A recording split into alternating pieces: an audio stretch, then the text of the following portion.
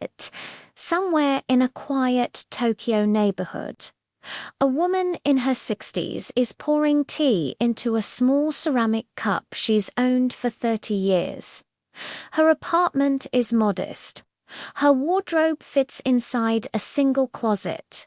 Her monthly income would make most Westerners nervous. And yet, if you sat across from her, you'd feel something you rarely feel around people chasing money in the modern world. She feels rich. Not wealthy in the bank account sense. Rich in the way her mornings feel slow. Rich in the way nothing she owns feels unnecessary. Rich in the way her life seems to breathe. This isn't minimalism. It isn't deprivation. It isn't being cheap. It's a quiet Japanese philosophy, one that teaches you how to feel wealthy long before your income ever catches up. Here's what most people get wrong about money. We've been sold the same equation our entire lives. More income equals more freedom equals more happiness. But anyone who's ever gotten a raise and watched their expenses rise right along with it knows how broken that equation actually is. Japan figured this out generations ago. They understood something the rest of the world is still struggling with, that the feeling of being rich has almost nothing to do with how much you earn and everything to do with how much you actually need. And the first concept behind this way of life is a word most people outside Japan have never heard: danjari. Danjari is made of 3 Japanese characters. The first means refuse. The second means discard. The third means separate. Refuse what you don't need. Discard what no longer serves you. Separate yourself from the desire to own more. But don't confuse this with minimalism, because music danshari isn't about empty shelves or white walls or aesthetic photos on Instagram. It's about your relationship with desire itself. Most of us walk through the world in a state of quiet wanting. We see an ad. We want. We see a friend's new bag. We want. We open our phone. We want. And every small want becomes a slow leak in our bank account. Danshari teaches something revolutionary. The ability to see a beautiful thing and simply let it belong to someone else. To notice desire rise and not act on it. This single skill, practiced daily, will save you more money than any budgeting gap ever invented. Here's your first tactic. The next time you feel the urge to buy something, don't fight it. Don't judge it. Don't even resist it. Just wait 72 hours, write down what you wanted, and come back to it 3 days later. You will be stunned how often the thing you were certain you needed feels completely unnecessary by Wednesday.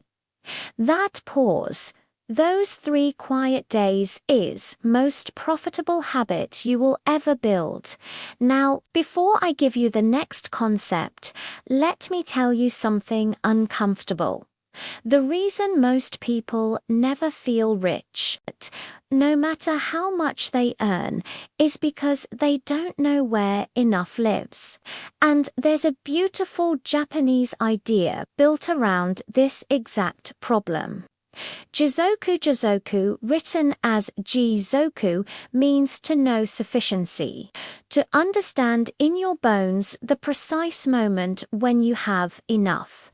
And this sounds simple until you realize most people will go their entire lives without ever learning it. We chase the next raise, The bigger house, the newer phone, the updated wardrobe. Not because we need these things, but because we've never taught ourselves where the finish line is. Without Jizoku, you can make $1 million a year and still feel poor.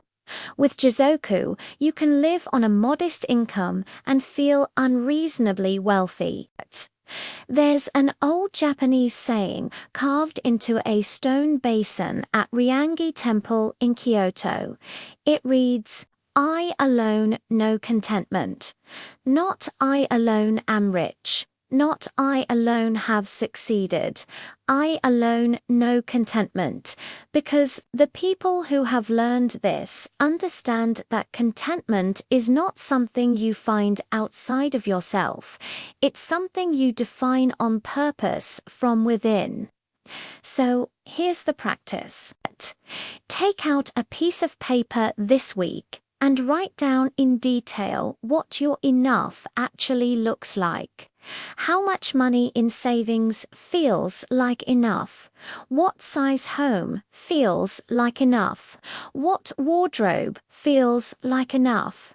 What lifestyle, honestly, would feel like enough? Because the moment you define enough, you stop being owned by more. And that single act might be the closest thing to financial freedom you will ever experience. Now, the third idea is the one that transforms frugality from something that feels like sacrifice into something that feels like luxury. It's called shun.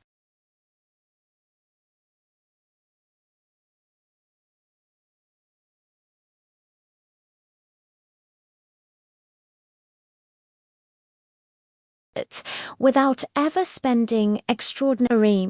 But shun isn't only about food, it's a philosophy that quietly saves money in almost every corner of your life. Why?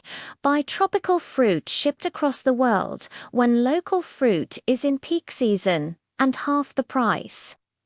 Why blast the heater in spring when a light sweater and an open window cost nothing? Why force your life into an artificial climate when the real one, right outside our door, is free? Living in rhythm with the seasons is one of the oldest forms of wealth on earth.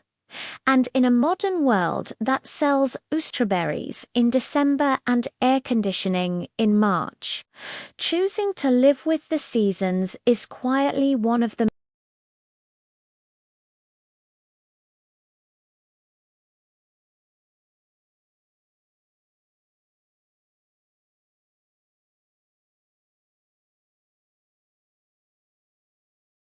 sufficiency, rhythm. 3 quiet practices that, together, allow a person of modest means to live a life that feels impossibly full. Being rich was never about the number in your account. It was always about the number of moments in your day that feel like enough. If this video shifted something in the way you see money, share it with someone.